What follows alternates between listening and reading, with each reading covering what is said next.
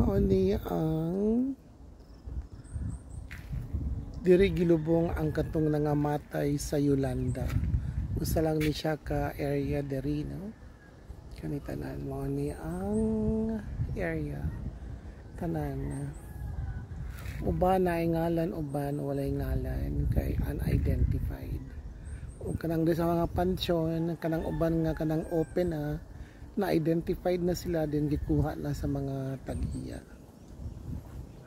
So mao ni siya ang usa sa site sa gilubngan sa mga nangamatay, no?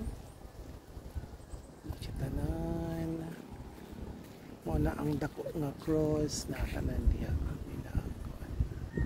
kani. Grabe sa tanawa kadaghan po.